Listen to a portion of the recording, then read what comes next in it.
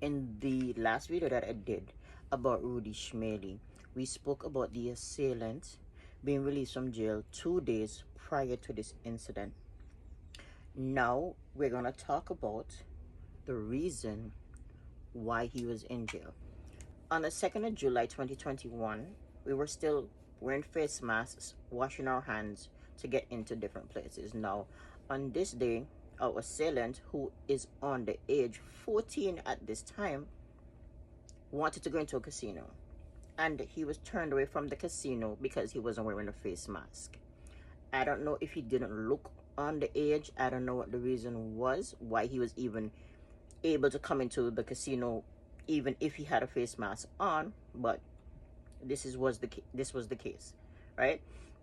He was turned away from the casino, so he decided he's gonna go to a shop and purchase a face mask. So he goes to this shop called DNS on D'Souza Road, and he goes into the shop, and there's the owner of the shop there with her 12-year-old daughter.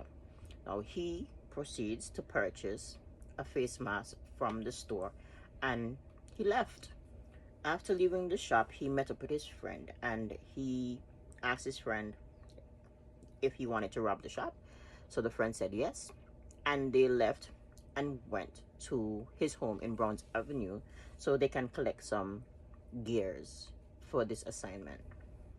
At about 1:20 p.m., the assailant returned to the shop where only the 12-year-old girl was in the shop at this time.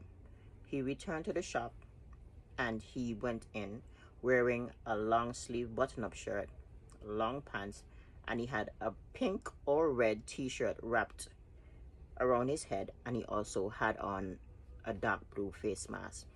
He spoke to the little girl for a little time, and out of the handbag he had in his hand, he pulled out a gun, pointed it to the little girl, and asked her to open the cash register. Of course, in fear of being shot, that little girl went, opened the cash register after being forced by the assailant, and gave him all the money that was in the cash register, which was about $350. Now, as he was leaving, he put his hand over his mouth, showing the little girl, which she interpreted as, "Do not say anything." After he left, she ran to the back and she called 911. When the child's mother returned, she broke down and explained to her mother what happened and let her know she was terrified and scared because of what transpired. Now, long story short, he was caught. He pleaded guilty. He got $350 from the cash register, which when he already did the robbery, he went back and split it with his friends, and they both went their separate ways.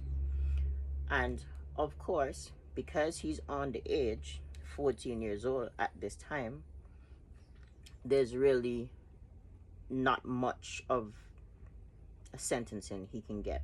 So the most he can get is 3 years, which is what he got.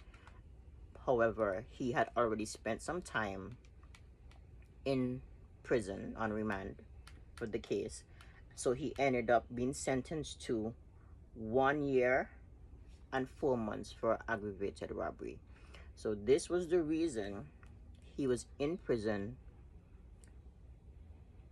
when he was released 2 days prior to the Rudy Schmeley incident. This is the reason he was in prison, and this is what happened.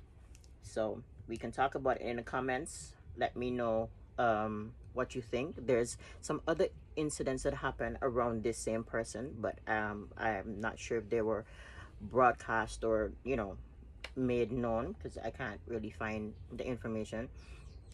But you can let me know what you think in the comments, and we can talk about it until the next story.